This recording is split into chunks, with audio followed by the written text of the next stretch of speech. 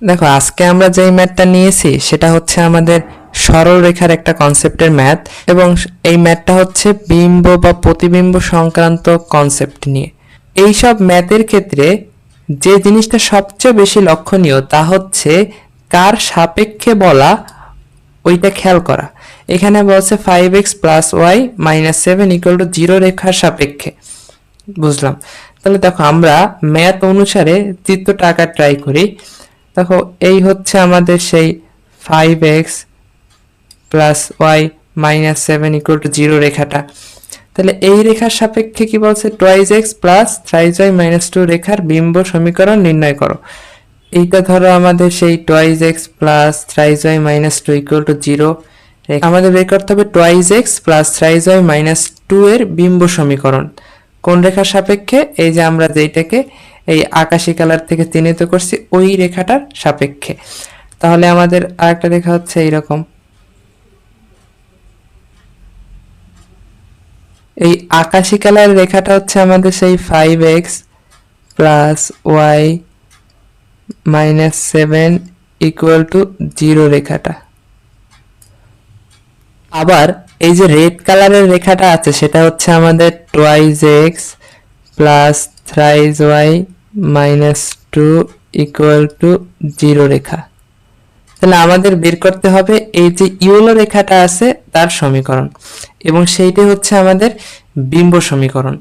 তাহলে আমরা একটা ধরো আমরা যখন ঢালের কনসেপ্টের ক্ষেত্রে না আমরা একটা সূত্র জানি, বা সেই সূত্রটা হচ্ছে আমাদের এরকম যে tan থিটা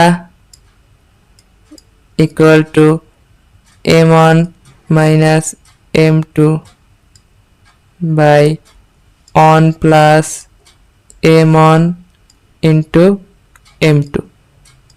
আশা করি এই সূত্রটা আমরা জানি। তাহলে এই সূত্রটার মাধ্যমে তোমরা একটা জিনিস খেয়াল করলা যে আমাদের এই সূত্রটা কিন্তু ঢাল আছে, হ্যাঁ ঢাল। তাইলে কিন্তু আমাদের এবার এই যে আমাদের রেখাগুলো আছে এই রেখাগুলোর আমাদের ঢাল বের করতে হবে। রেড কালারের যে সরলরেখাটা আছে সেইটার কথা যদি চিন্তা করি তাহলে এইটা ঢাল আসে কত। দেখো ঢাল কিভাবে বের করতে হয় জাস্ট একটা দেখাই দিই একটা সমীকরণের ক্ষেত্রে। এই হচ্ছে আমাদের রেড কালার রেখাটা twice x plus থ্রাইজ Y minus 2 equal to 0। তাহলে আমি এই পাশে রাখলাম থ্রাইজ ওয়াই আর ওই পাশে পাঠিয়ে দিলাম টোয়াইজ এক্স প্লাস 2। আবার যদি শুধুমাত্র ওয়াই রাখি তাহলে আসে এইরকম মাইনাস 2/3 এক্স প্লাস 2/3।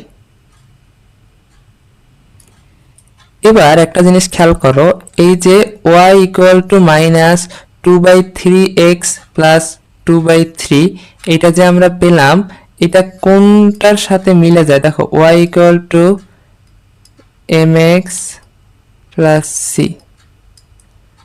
তাহলে আমরা রেড কালারের যে রেখাটা আছে ধরলাম এটা হচ্ছে m1, এই রেখাটার ঢাল আমরা বলতে পারি minus 2/3।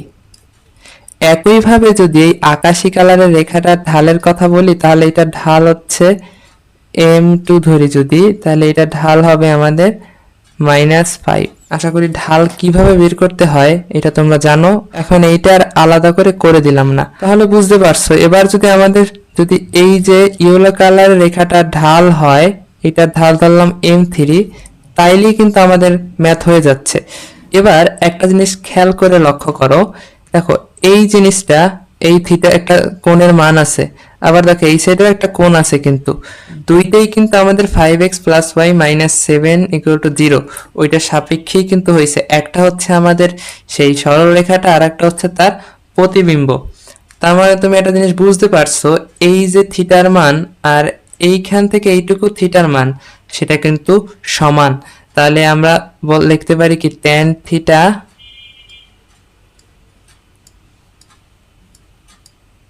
Equal to tan theta. এবার আমরা করব কি, এই যে ঢালগুলো নিব তা একটা সিকোয়েন্সে আগাবো। তাহলে দেখো আমরা এই রেড কালারটা থেকে আগাইলাম, এই থেকে আমরা জাস্ট এই লাস্টেরটার দিকে যাব এইভাবে, ঠিক আছে। তাহলে খেয়াল করো প্রথমের যদি আমরা ঢালটা নেই, প্রথমটা আমরা ধরছিলাম m1, তাহলে আমরা এইভাবে লিখতে পারি m1 মাইনাস পরেরটা কি আমাদের m2। By one plus m1 into m2। আবার যদি ইকুয়াল টু দেই, এবার আমরা যাব এই m2 থেকে যাব আমরা m3 এর দিকে। তাহলে আমাদের এই tan থিটাটা আসে এরকম m2 minus m3 by one plus m2 into m3। এবার আমরা আমাদের সেই m1 m2 আর m3 এর মানগুলো বসাই। দেখো m3 মান আমাদের বের করতে হবে, আর বাকি সব মান আমরা জানি। তাহলে আমাদের m1 এর মান হচ্ছে -2/3। তারপরে m2 এর মান দেখো এখানে -5 আছে, তার আগে একটা মাইনাস আছে, তাহলে মাইনাসে মাইনাসে +5 আমরা উপরে লিখতে পারি। আবার নিচে কি অন, এখানে দেখো m1 ইন্টু m2, তাহলে -2/3 ইন্টু -5 যদি গুণ করি তাহলে কিন্তু আবার ওই মাইনাসে মাইনাসে প্লাসই থাকতেছে, সো মাইনাসটা নেওয়ার দরকার নেই। তাহলে 2/3 ইন্টু যদি আমরা লিখবো 5, বুঝলাম। এবার দেখো m2 এর মানটা কি, m2 এর মানটা হচ্ছে -5, তাহলে -5 মাইনাস m3, আমাদের m3 এর মানটাই বের করা লাগবে। তাহলে আমরা এইভাবে লিখতে পারি -5 ইন্টু m3। এবার আমাদের টার্গেটেড বিষয় কোনটা, টার্গেটেড বিষয় হচ্ছে আমরা m3 এর মান বের করব।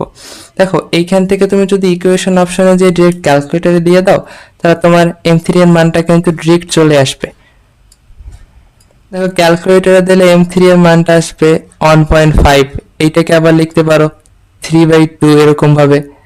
এবার দেখো আমরা না একটা ঢালের মান পাইছি, কিন্তু আমাদের যে কোশ্চেনটা ছিল, কোশ্চেনটাতে আমাদের বলছে যে এর বিম্বের সমীকরণ নির্ণয় করো। তাহলে আমাদের বিম্ব হচ্ছে এইটা ইয়েলো রেখাটা, তাহলে আমাদের চাইছে বিম্বের সমীকরণ। তাহলে আমরা সমীকরণটা আসলে কিভাবে বের করব? দেখো আমাদের কিন্তু ঢাল আছে, আমরা কিন্তু একটা সরলরেখার সমীকরণ জানি।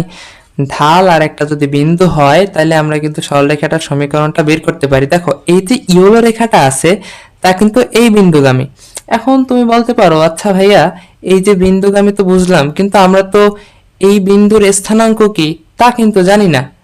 তুমি জানো, হয়তো ডিরেক্টলি জানো না, বাট তুমি জানো কিভাবে। দেখো রেড আর যদি এই যে ব্লু রেখাটার কথা যদি চিন্তা করো, এদের ছেদ বিন্দুই কিন্তু এই রেখাটার স্থানাঙ্ক। তাহলে আমরা কিন্তু এই ছেদ বিন্দুটা কিন্তু বের করতে পারি। দুইটা সমীকরণ আমাদের দেওয়া আছে, তুমি চাইলে অপনয়ন পদ্ধতি ইউজ করতে পারো, আবার ক্যালকুলেটরে ডিরেক্ট ইকুয়েশন সলভ দিয়ে তাও বের করতে পারো। দেখো তাইলে আমাদের এইখানের স্থানাঙ্কটা আসে হলো 19/13 এবং -4/13, এটা হচ্ছে আমাদের সেই স্থানাঙ্ক। এখন আমাদের একটা বিন্দু এবং যদি ঢাল দেওয়া থাকে তাহলে সরলরেখার ক্ষেত্রে সেই সমীকরণটা কি, সেই সমীকরণটা হচ্ছে এরকম y minus y1 equal to m into x minus x1। এই জায়গা থেকে আমরা y1 এর মান লিখতে পারি -4/13, আবার m এর মান লিখতে পারি হচ্ছে 3/2, আবার x1 এর মান লিখতে পারি হচ্ছে 19/13। দেখো এই একটা ম্যাথ করলা, সাথে সাথে তোমাদের অনেকগুলা কনসেপ্ট কি হয়ে গেল, ক্লিয়ার হয়ে গেল। হয়তো তোমরা কিছু কনসেপ্ট জানো, হ্যাঁ তোমাদের যেগুলো জানা তোমরা চাইলে স্কিপ করো। আর অনেক সময় কি আমাদের অনেক জানা কনসেপ্টও রিভাইজের অভাবে কিন্তু আমরা ভুলে যাই। তো এরকম ছোট ছোট রিভাইজ আকারে যদি পড়তে থাকো তাহলে দেখবা ওই জিনিসগুলো আর ভুলবা না। এখন এই রিলেটেড যদি কয়েকটা ম্যাথ সলভ করো বাসায় বসে কোশ্চেন ব্যাংক বের করে, তাহলে দেখবা পুরো জিনিসটাই তোমার ক্লিয়ার হয়ে গেছে। তো আজ এই পর্যন্তই, আল্লাহ হাফেজ।